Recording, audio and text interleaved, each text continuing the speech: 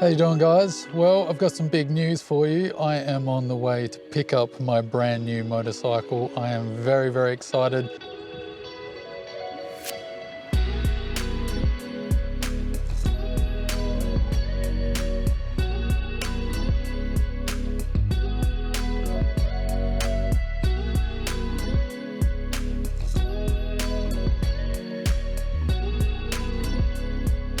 Hey guys, Solid here, and welcome to the worst kept secret on the internet. Yes, I've gone and bought myself a brand new 2021 Honda CRF300L. I'm very excited to ramble on about this bike, so let's roll that intro and just jump straight in.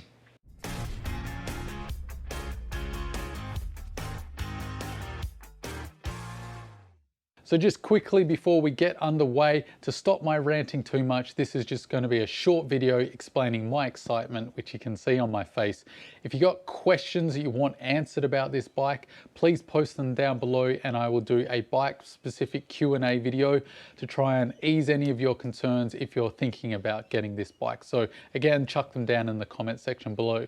Without further ado, let's get back to the rant fest. I suppose the question on everyone's mind is the hype real with this bike? And what I can say without an ounce of hyperbole is yes, the hype is real with this bike. It is absolutely exactly what I want, and I think it will be an amazing dual sport for a lot of people. It's not for everyone, so I don't think it's going to be the panacea for all mankind, but it will really suit a lot of off-road riders that are looking for something a little bit more peppy than their 250, but don't quite want a DRZ 400. So I think it's going to be fantastic. Yes, the hype is real.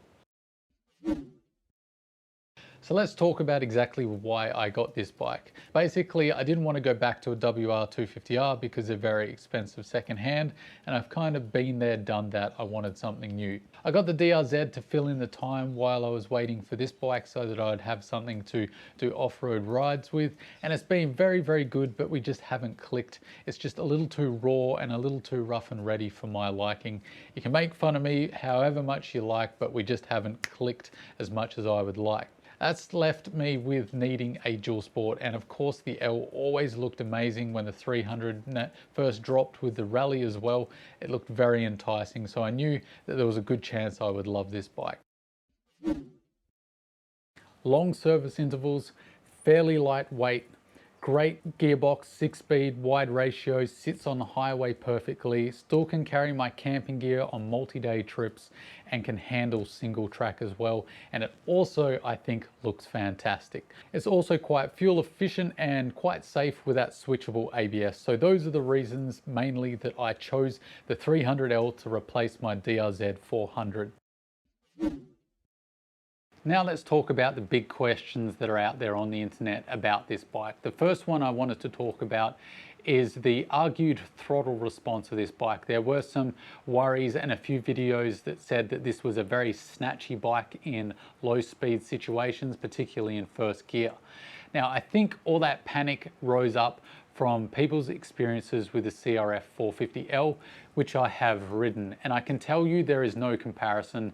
This doesn't have the same problem as the 450L. The 450L, when you backed off the throttle, it completely cut all fueling to the bike, and it was almost impossible to ride smoothly in low speed, tight situations, which was a real frustration.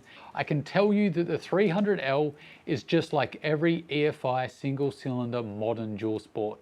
It is a bit snatchy, I won't say it isn't, but it's just the same as a 250R, a 250L, a KLX 250S. I've ridden all of those bikes and this is no different. So if you're used to a EFI single cylinder, there will be no surprises at all. So don't worry too much. The next one is suspension. I've heard a lot of criticism that this suspension is too soft. Now you've got to ask yourself, what exactly is too soft? Too soft for what? And I think for beginners, people just getting into the sport, maybe you've been riding a year and you want to upgrade your 250cc dual sport to one of these, I think you're going to be fine. It's even a little bit better of an improvement over the 250L. However, for someone like me that's been riding 5 years plus in the dirt and over 15 years on motorcycles, and you like to do the single track and you're starting to push it off-road a little more than usual, I think the suspension is on the soft side.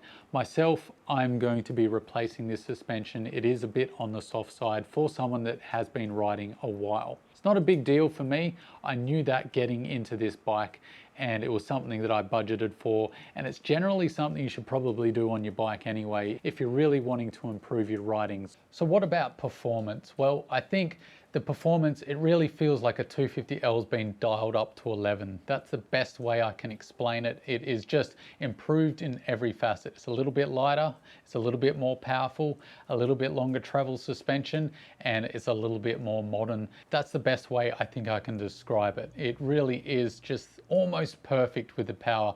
I know a lot of people said it should have been a 350cc. I think I would have really loved the bike then, but I think as a 286, it is pretty much perfect. I really don't have any complaints. I think it's going to serve a lot of needs, and I think this is going to be a very popular bike. So where to from here? Well, I think this will be a long-term motorcycle. I don't want to say it too early, but I'm going to anyway. I think this is really going to be the bike I'm going to turn into my next unicorn. I can just feel it in my bones. This is going to be a great little bike, and just the confidence I feel from riding this already. I've got some off-road rides lined up already. We've got camping trips I want to organize, so plenty of mods are going to be happening. So look forward to all that good stuff. I've been ranting enough as it is. My voice is almost gone. So let's just end this video on a high note. I think this is my unicorn. Enough said. Stay shiny side up, and I'll catch you in the next video. See you later.